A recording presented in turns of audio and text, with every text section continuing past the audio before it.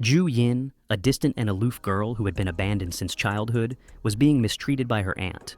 It was just another day in their household. Her aunt scolded her for not bringing any money home, but Ju Yin remained calm and expressionless, her heart frozen with indifference. She told her aunt that she had already given her money on the first day she arrived and reminded her that the house had been left to her by her grandmother before she passed away. Her aunt refused to back down, and the argument continued. That's when Ju Yin's uncle stepped in, siding with her. However, Ju Yin knew her uncle wasn't genuinely kind. He was just pretending. Without hesitation, she called him out, telling him to stop acting like a good person. Her uncle immediately dropped the act and exploded in anger. Ju Yin left, ignoring the scene behind her as her uncle was beaten by his wife. As she walked down the road, a car approached. Without hesitation, she got in. The driver was surprised by her youthful appearance, but followed his boss's instructions and drove off. His boss, Mr. Bo, had ordered the ride, but the person who was supposed to get in had yet to arrive. After a few minutes, they reached their destination. The driver opened the door for Ju Yin and respectfully addressed her as Miracle Doctor, saying the old lady inside was waiting for her. It was only then that Ju Yin realized she had entered the wrong car. However, she remained calm, stepped out, and looked around. Just then, another car arrived. A young and handsome man, Mr. Bo, stepped out and walked straight toward Ju Yin. He asked if she was the divine doctor he had called for. Ju Yin immediately denied the title, saying she was just a young girl with only basic medical knowledge. However, she grabbed Mr. Bo's wrist and asked him to take her to the old lady. Mr. Bo agreed, gently holding her hand as they entered the house. Everyone was shocked to see Mr. Bo not only allow Ju Yin to touch him, but also hold her hand in return. As they walked inside, a panicked voice suddenly shouted that the old lady's heartbeat had stopped. They rushed to the room where a doctor was already performing CPR. Without hesitation, Ju Yin pushed the doctor aside and took over. The doctor was furious and demanded to know why she was interfering, but Mr. Bo defended her, stating that she was the miracle doctor he had hired. Despite this, everyone doubted her abilities because she looked too young to be a skilled doctor. Some even suspected she was a fraud. While they argued, Ju Yin calmly diagnosed the old lady with acute thrombosis, explaining that she needed to clear the blood vessels immediately. However, the doctor insisted that the woman was suffering from heart failure. Confident in her diagnosis, Ju Yin ordered everyone out of the room. Mr. Bo trusted her and commanded them to leave. Outside, tension filled the air. Mr. Bo's mother was upset that he had hired such an unreliable-looking doctor, while the other doctor desperately pleaded to be let back in. One doctor even swore that if Ju Yin saved the old lady, he would cut off his own head. Mr. Bo then revealed that his grandmother had been in a coma for a week, and that all medical efforts had failed to improve her condition. The doctors defended themselves, saying their methods were based on experience and that they feared Mr. Bo had hired a fraud. Just then, a man arrived with shocking news. Ju Yin was not the real miracle doctor. The actual doctor had missed his ride. Realizing the mistake, Mr. Bo rushed into the room to stop her. But before he could, Ju Yin pressed a needle into his neck, temporarily paralyzing him. At that moment, the heart monitor beeped, and the doctor announced that the old lady's heartbeat had stabilized. Mr. Bo and his secretary immediately apologized to Ju Yin. However, she remained indifferent, removing the needles she had placed in the old lady's body. Moments later, the old woman woke up. Ju Yin then admitted that she wasn't the miracle doctor they had called and had simply gotten into the wrong car. Grateful, Mr. Bo handed her a check as a reward. Meanwhile, heavy rain began to pour, and Mr. Bo offered to let her stay at the house, assuring her that someone would drive her home when the storm passed. In another part of town, a young girl sat at a piano, playing softly. Her mother suddenly received a notification and gasped in surprise. The pianist stopped and asked what had happened. The mother, still in shock, said that Ju Yin had returned.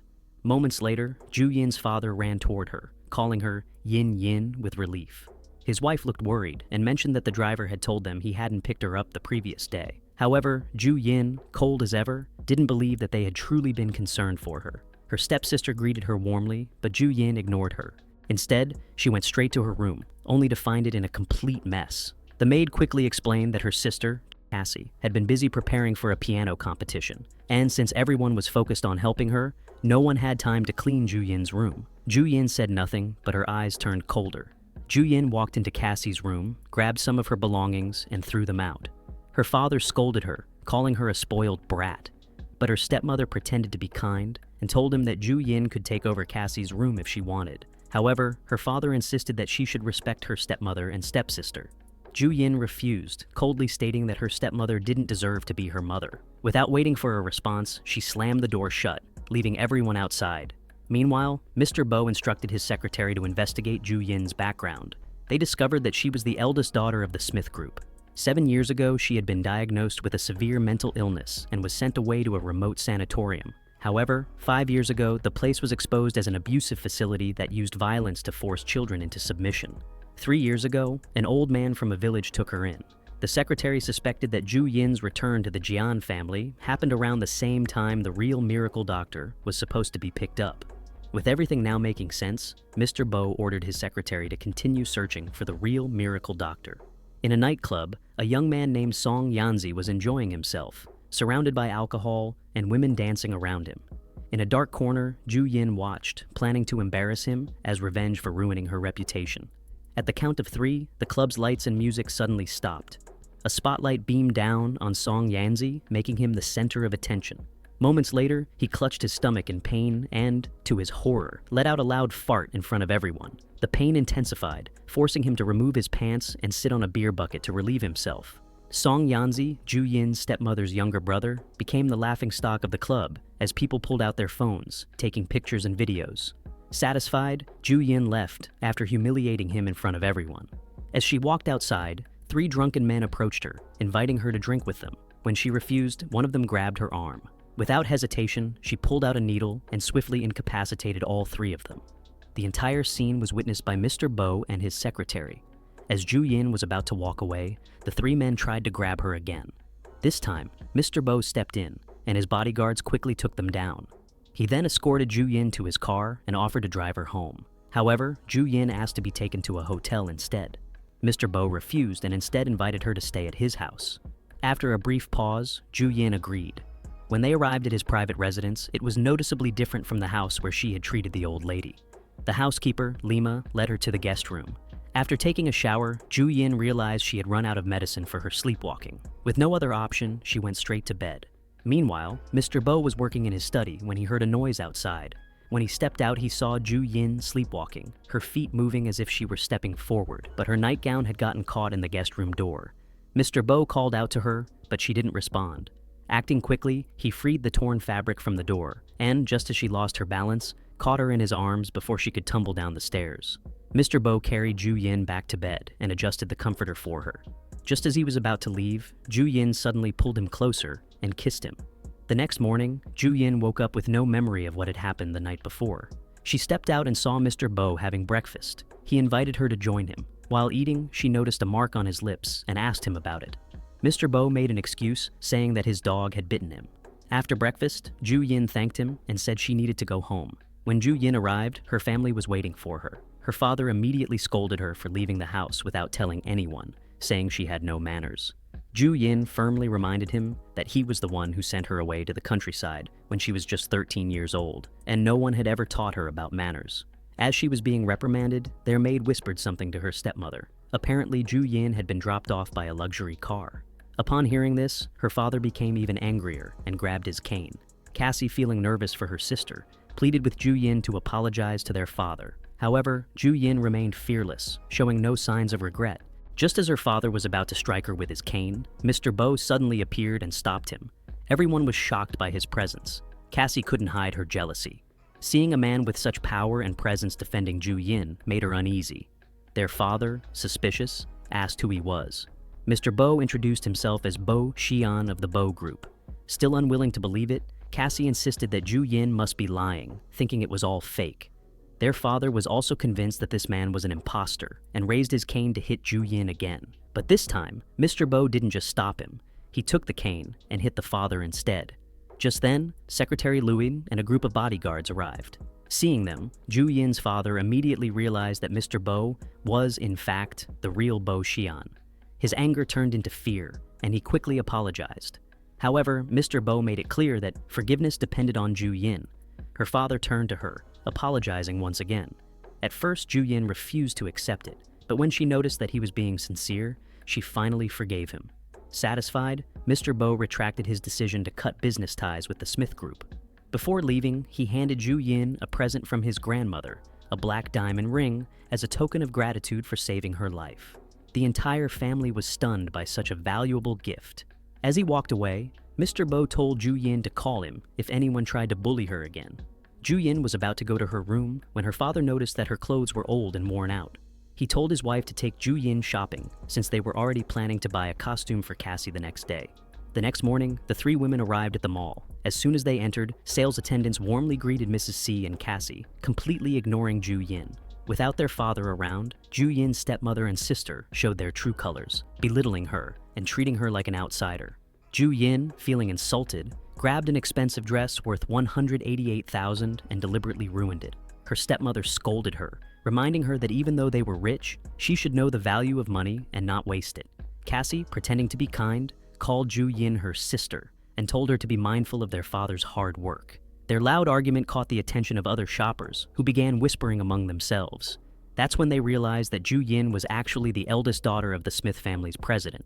Hearing this, Ju Yin's stepmother immediately changed her attitude, realizing that she needed to be more careful. To maintain her image, she pretended to be generous and picked out a dress worth $2 million, making it seem like she was buying it for Ju Yin. The gossipers, convinced that Mrs. C wasn't a bad person after all, eventually left. As soon as they were gone, Mrs. C quietly returned the dress and handed it to her own daughter instead. Then, she turned to Ju Yin and coldly told her to go to the sales section of the store. Instead of arguing, Ju Yin quietly texted the store manager to carry out her revenge. Meanwhile, Cassie stepped out of the fitting room, wearing the dress worth $2 million. Just as they were about to pay, a man suddenly arrived and stopped them. He informed them that the dress had already been purchased by someone else. Mrs. Smith immediately protested, but the man explained that the owner would only give up the dress if they were willing to pay $3 million for it. Cassie really wanted the dress, but her mother refused, knowing that her husband would be furious if they spent that much. Left with no choice, Cassie gave up on buying it. However, just as she handed the dress over, the man deliberately ruined it right in front of them. Furious, Cassie stormed out of the store, with her mother rushing after her. The man then walked over to Ju Yin and respectfully called her boss before handing her the dress she had requested to be packed. He apologized for what happened, but Ju Yin showed no mercy. She deducted half of his yearly bonus and immediately fired all the shop assistants as punishment. Back at the Smith family mansion, Cassie continued to whine about the dress, and her parents comforted her. When Ju Yin arrived home, her father called her over, asking her to console her sister. But Ju Yin didn't care. She ignored them and went straight to her room. On her way up, she received a WeChat friend request for Mr. Bo. Without hesitation, she rejected it. When Mr. Bo saw the rejection, he simply smirked. His friend, shocked, couldn't believe that someone had actually turned down his request. A little while later, Ju Yin came downstairs wearing her new clothes. The maids couldn't help but compliment her, saying she looked stunning and even had a better figure than Cassie. Hearing this, Cassie felt insecure. She immediately stopped Ju Yin and demanded to know where she was going. However, Ju Yin had no patience for her nonsense. Enraged, Cassie attempted to slap her, but Ju Yin blocked it and slapped her back instead. An elderly maid quickly intervened, telling Ju Yin to apologize to her sister, but Ju Yin refused, scolding the maid instead. "Who are you to tell me what to do? You're just a maid, yet you dare to instruct your master," she snapped. The old maid, frightened, immediately apologized. Just then, Ju Yin received a message that her motorcycle was waiting for her outside. Without another word, she left the house. Ju Yin rode her big bike through the city streets. As she stopped at a red light, a luxury car pulled up beside her. Inside the car were Mr. Bo, his friend, and his secretary, Mr. Lei. Ho Bin noticed Ju Yin on the bike and immediately told Mr. Bo. Curious, Mr. Bo rolled down the window and called out to her. "Why did you reject my friend request?" he asked. Ju Yin didn't even glance his way. As soon as the light turned green, she sped off. Mr. Bo's friend, now intrigued by Ju Yin, urged Mr. Lei to chase after her. He had a strange feeling that Ju Yin might be related to his aunt. They tried to follow her, but in the end, they lost sight of her. Mr. Bo's friend was clearly disappointed. Ju Yin arrived in front of a casino, where she spotted Song Yan, her stepmother's brother, arriving with a woman. She watched as he entered the casino and placed a massive bet. Without hesitation, Ju Yin stepped inside and began live streaming his gambling session. Viewers were shocked at the enormous amounts of money he was betting. Someone in the chat quickly reported it to the authorities. Moments later, the casino alarm blared, throwing everyone into a panic. The gamblers, realizing the police were on their way, turned their anger on Song Yan. He had assured them the place was safe, but now they were about to get caught. Furious, they beat him up. The police arrived soon after and arrested everyone. Ju Yin watched the entire scene unfold, unaware that Mr. Bo was standing right behind her. Back at the Smith family house, the president and his wife were in distress over the trouble their only male brother, Song Yan, had gotten into. Ju Yin returned home, and her father immediately questioned where she had been. Ignoring him, she went upstairs.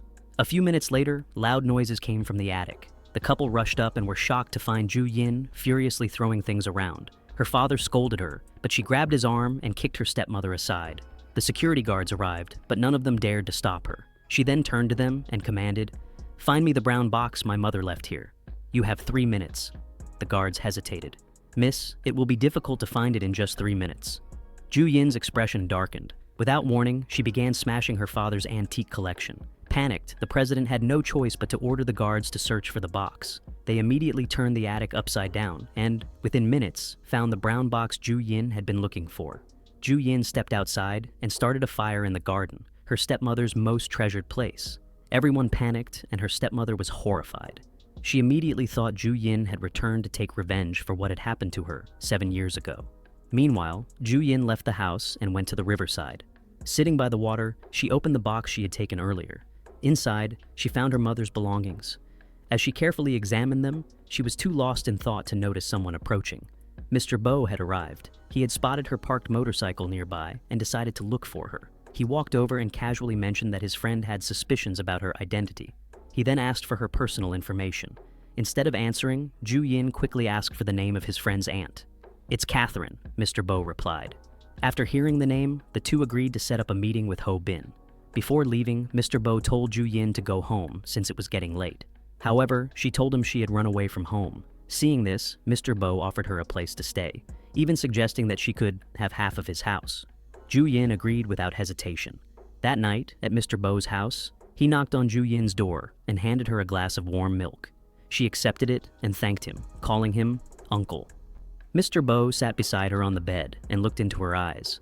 "Call me brother instead," he said. Ju Yin smirked and shook her head. "No, Uncle suits you better." To break the awkward moment, she quickly took a sip of the milk. Mr. Bo then noticed that her hair was still wet. He offered to blow dry it for her, knowing she wouldn't be able to sleep otherwise. After drying her hair, he left her room so she could rest. The next morning, Mr. Bo's friend, Ho Bin, arrived. As soon as he saw Ju Yin, he rushed toward her, excitedly introducing himself. They decided to take a DNA test to confirm if they were related. When the results came in, the doctor announced that they were indeed blood relatives. Ho Bin was overjoyed. His instincts had been right all along. Excited, he immediately invited Ju Yin to return home with him, so she could meet their grandfather and uncle. However, Ju Yin remained expressionless, scrolling through her phone as if she didn't care.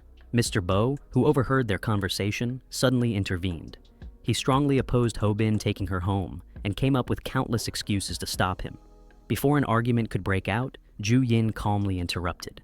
"Tell our family first," she told Ho Bin. "Then I'll come to meet them." However, she made one thing clear. She would continue living at Mr. Bo's house for now. Hearing this, Mr. Bo smiled in satisfaction. To lighten the mood, he invited Ju Yin to dinner, leaving Ho Bin standing there, completely ignored. A few days later, Ju Yin was finally ready to meet her grandfather and uncle. Ho Bin was proud. He was the one who had found her. When she arrived, her relatives welcomed her warmly. Her grandfather apologized sincerely for not finding her sooner. He promised that from now on, he would never let her suffer again. He also informed her that she had 2 older brothers. However, due to the confidential nature of their work, they were currently unreachable. "Can you move in tonight?" her grandfather asked. Ju Yin politely shook her head. "I already have a safe place to stay outside." She respectfully acknowledged her identity as part of the family, but explained that she needed time to adjust. Understanding her feelings, her grandfather nodded. "Take your time," he said. "But to officially welcome you back, I will host a grand family reunion banquet in your honor." Mr. Bo was still waiting outside when Ho Bin escorted Ju Yin out of the building. Before they left, Ho Bin turned to Mr. Bo and gave him a serious warning. "If you have any bad intentions toward Ju Yin, you should stop now," he said. Mr. Bo, however, reassured him. "I'm not playing games. I'm serious about Ju Yin." Hearing this, Ho Bin felt relieved. He then told Mr. Bo to personally ask their grandfather for his blessing. After saying goodbye, Mr. Bo got into the car and noticed that Ju Yin was burning up. She had drunk too much wine. When they arrived home, Ju Yin didn't go to bed. Instead, in her drunken state, she went straight to Mr. Bo's office and used his laptop. Unaware of what she was doing, she accidentally opened the personal website of Mr. N. Mr. Bo saw everything. At that moment, he realized that the mysterious Mr. N, who had been contacting him all along, was actually Ju Yin. The next morning, Ju Yin woke up with a pounding headache. When she checked her phone, she saw that the global defense system had been sent out. She quickly got up, took a shower, and went downstairs. Mr. Bo was already having breakfast when she walked into the dining room. "Did I do anything weird while I was drunk last night?" she asked cautiously. Mr. Bo looked at her and smirked. "You just confirmed that you're the famous Mr. N," he said. "I'm amazed. Not only are you good at medicine, but you're also a tech genius." Ju Yin didn't respond and simply sipped her tea. She then told him she planned to attend the Grand Theater to watch her brother Ho Bin's performance. When Ju Yin arrived at the theater, where Ho Bin was going to play the piano, an usher guided her to a seat in the back. Ho Bin, however, insisted that she sit in the front row since the show was about to start. As she was leaving the dressing room, she unexpectedly ran into the Smith family in the hallway. Her father coldly asked, "How did you even get in here?" Ju Yin didn't bother answering. Before leaving, the Smith family warned her not to cause any trouble that could affect Cassie's performance. Ju Yin ignored them. Just before the competition started, one of the participants discovered that their piano was broken. Ju Yin immediately offered to fix it. She adjusted the tuning, and soon, the piano was as good as new. Everyone was amazed by her piano skills. Miss Laura, the president of the Global Piano Association, was especially impressed. She immediately instructed her assistant to approach Ju Yin. "I want her to be my student," Miss Laura said. Ju Yin, however, wasn't so quick to accept. "I'll think about it," she replied. A few minutes later, the competition began. Each participant performed their piece, including Cassie. However, Miss Laura had doubts about the originality of Cassie's composition. Cassie had stolen the manuscript from an attic where Ju Yin's mother's belongings were stored. The entire theater fell into confusion. That's when Ju Yin stood up and spoke. "That manuscript, The Light, was composed 7 years ago," she announced. "It was kept in Villa Number on Yeti." Everyone turned to look at her. Then, she made a shocking revelation.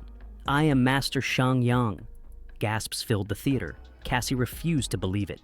"You're lying!" she shouted. She then accused Miss Laura of bringing in a fake Master Shang Yang to protect her reputation. But Ju Yin had a way to prove the truth. "If you really want to know who the original composer is," she said, "compare the handwriting."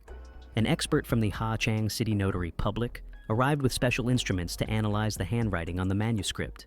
The results were clear. Ju Yin was the original composer.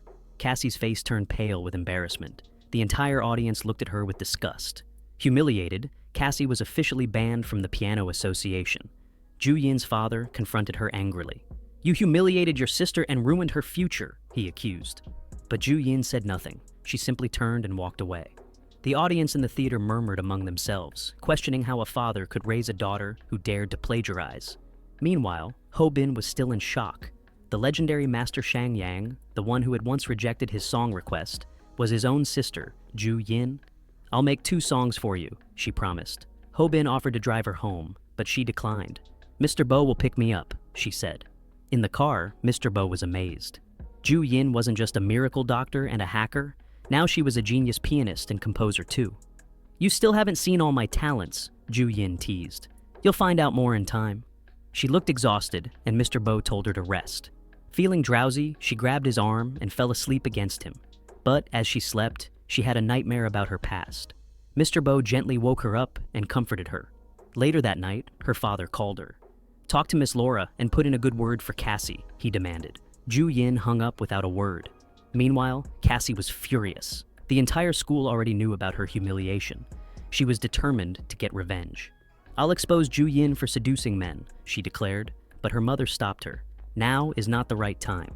The next morning, Mr. Bo prepared a special surprise for Ju Yin, an antique piano from the Heroku period, worth $22.54 million at auction. When he asked her to play, Ju Yin smirked. "My appearance fee is expensive," she joked. Mr. Bo grinned. "Don't worry, I can afford it." Ju Yin sat at the piano and played, her fingers gliding effortlessly over the keys. As he watched her, Mr. Bo fell even more in love. Outside the house, Ho Bin was unloading a gift for Ju Yin when he heard the sound of the piano. Mr. Bo already got her one, he realized. After the performance, Mr. Bo led Ju Yin to a vault filled with property certificates. "This is your appearance fee," he said. She was stunned. Then he invited her to return with him to their old house for her grandmother's birthday. Teasing her, he added, "You better come with me, or I'll get upset." Ju Yin scoffed and stormed out of the room. As soon as she left, Mr. Bo called his lawyer. "Transfer the property titles to Ju Yin," he instructed. That night, they spent time together, growing closer. Meanwhile, the Smith family's maids were gossiping. "I heard Mr. Bo transferred a lot of property to his fiancée," one whispered. "I bet it's Miss Ju Yin," another added. Cassie overheard their conversation. Furious, she kicked the door. Her jealousy boiled over. "I'll reveal Ju Yin's past to Mr. Bo," she thought. "Once he knows the truth, he'll leave her." Back in Mr. Bo's room, he was still in bed with Ju Yin when his secretary called. "There's negative news about Ju Yin spreading online," the secretary reported. "Handle it with the PR team," Mr. Bo ordered. Then he checked the internet himself. His expression darkened as he saw the viral video. It was footage of Ju Yin with Song Yanji from years ago. The rumors had returned. Fake news had once claimed that Ju Yin had tried to seduce Song Yanji. When he rejected her, she allegedly stabbed him. They also spread lies that she was mentally ill and had been exiled to the countryside. Back then, Ju Yin had tried to defend herself. She wanted to expose the truth, that Song Yanji had bullied her. Now, Mr. Bo was furious. He threw his phone across the room. The noise woke Ju Yin. When she saw the video, her face fell. Mr. Bo pulled her into his arms and hugged her tightly. "This time, I'll end it myself," Ju Yin said firmly. "After you deal with this," Mr. Bo told her, "you must marry me." Meanwhile, Cassie was already celebrating Ju Yin's downfall. But when she checked the internet again, all the negative news had disappeared. Her smug smile vanished. A few days later, Ju Yin received a call. "Be careful," the voice warned. "Cassie is looking for foreign hackers to dig up dirt on you." Since Mr. Bo's PR team had wiped the local internet clean, Cassie had turned to outside help. Soon Mr. Bo received another report from Mr. Lewis. "The negative news has resurfaced," he said. But Mr. Bo remained calm. "We've already prepared for this," he replied. He then ordered Mr. Lewis to release a public statement. Anyone who dares to touch Ju Yin will be going against the Bo family. The Smith family, especially its president, panicked. Now they had a real problem on their hands. He tried to hide the truth for 5 years, but now everything has been exposed in an instant. He asked Cassie if she was responsible, but she skillfully denied it, pretending to be innocent. He then asked his wife to send Yanji abroad to avoid the spotlight for now. However, his wife lied, saying Yanji had already left the country, when in reality she had hidden him and was plotting against Ju Yin so that Cassie could inherit the company in the future. Meanwhile, Song Yanji was secretly sent to the countryside, where someone drugged him, just like what had happened to Ju Yin before. Mr. Lewis showed Mr. Bo the full video of Song Yanji and Ju Yin, which had been uploaded online. 2 more videos followed. The second video showed doctors cutting Ju Yin's hair and injecting her with drugs to make her delusional. The orders had come from someone named Mr. Song. The third video was an apology from the lawyers and doctors involved. Mr. Bo was furious. He threw his tablet, breaking it. His secretary informed him about the third video and that it contained an apology from the people responsible. Mr. Bo immediately ordered him to call the police and their legal team to ensure Ju Yin got justice. He also demanded an investigation into the mental hospital where Ju Yin had been admitted. At the Smith family home, they watched the apology video in fear. The president was shocked to learn about his daughter's suffering. It was all his wife's doing. Still, she pretended to be unaware of anything. He tried calling his brother, Yanji, but his phone was turned off. Desperate, he and his wife went to Ju Yin, hoping to convince her to delete the videos in exchange for compensation. But Ju Yin refused. Just then, he received a call informing him that the tax bureau was outside their gate. Realizing they were being investigated for tax evasion, he angrily blamed Ju Yin for everything. However, Ju Yin stood her ground and confronted him about all the mistreatment she had endured. Meanwhile, Mr. Bo found out that Ju Yin had reported the C Group for tax evasion under her real name. His secretary also updated him about the mental hospital investigation. 7 years ago, Mr. Bo had accompanied his grandmother to that hospital for a charity event. While there, he had gone to the rooftop for fresh air and met a short-haired girl. A month later, he returned to visit her, but the hospital staff told him that her family had taken her to a better hospital. That girl was none other than Ju Yin. Mr. Bo finally remembered her and blamed himself for not helping her back then. He rushed home to see Ju Yin. When he arrived, she was sleeping. He lay beside her, and when she woke up, she saw him asleep. She playfully touched his nose, waking him up. He immediately kissed her. Ju Yin noticed his wounded hands and asked him about them, but he didn't answer. Instead, he asked if she had recognized him when she visited her grandmother's old house. She said yes, but explained that she hadn't mentioned it because it was all in the past. Mr. Bo apologized for not helping her back then, but Ju Yin reassured him that she didn't blame him. They kissed. The next morning, the S Group declared bankruptcy, and its president was charged with tax evasion. Meanwhile, Mr. Bo's secretary informed him that the pills Ju Yin was taking were just sleeping pills. He also revealed the results of a DNA test between Ju Yin and her father. It was a 99.99% match. However, Ju Yin carried a rare gene called HG21, inherited only from mothers to daughters. She was one of just 10 million people with this unique genetic trait, though it didn't affect her health. Mr. Bo then asked about Song Yanji's whereabouts, determined to make him pay for his crimes. Ju Yin later received a call warning her that people from Bo's group and the X Alliance were searching for Song Yanji. She told the caller to bring Yanji home so they could catch him. She then rode her motorcycle, but on the way, she stopped at a car accident scene. She helped treat the injured, leaving everyone amazed by her medical knowledge, even though she wasn't a doctor. When she arrived home, Lima, the maid, noticed the bloodstains on her clothes and panicked. Ju Yin explained what had happened and went straight to her room. Shortly after, Mr. Bo arrived home in a hurry. When he learned from Lima that Ju Yin had come back covered in blood, he ran upstairs to check on her himself. He insisted on undressing her to make sure she wasn't hurt. Once he was satisfied that she was fine, he buttoned up his shirt and kissed her. Mr. Bo then asked if she had considered attending his grandmother's birthday at the old house. Ju Yin didn't want to go empty-handed, so he suggested giving his grandmother a painting since she loved art, especially Yai's paintings. After saying this, he left the room. Right away, he called his assistant to buy a Yai painting. However, the painting cost $1 billion, making his secretary nervous. Soon after, Yai's assistant confirmed that the painting would be delivered in 10 minutes. When the time passed with no delivery, the secretary worried that they had been scammed, but Mr. Bo remained calm and smiled. He then revealed that Yai was actually Ju Yin. The secretary was stunned by how talented she was. While they were talking, they received a report that Song Yanji had been found in the suburbs of Beijing. Mr. Bo went there immediately and saw that Yanji was in terrible condition, locked in a cage and looking terrified. Mr. Bo ordered his men to take Yanji to the same mental hospital where Ju Yin had once been admitted. A few days later, it was finally the old lady's birthday. Someone from the Hu family gifted her a Yai sunset painting, but she refused to accept such an expensive gift. Soon after, Mr. Bo arrived with Ju Yin. Miss Shu noticed that they were holding hands. The old lady immediately took a liking to Ju Yin. When Ju Yin handed over her gift, the old lady happily accepted it and opened it herself. Mr. Bo then introduced Ju Yin as his fiancée, shocking Miss Shu.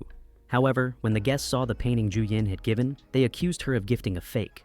Ju Yin calmly explained that Yai's paintings could be copied, but the type of paper used in the original artwork was unique and impossible to replicate. She said the paper would glow in the dark. The old lady ordered the curtains to be drawn and the lights turned off to check if the painting was real.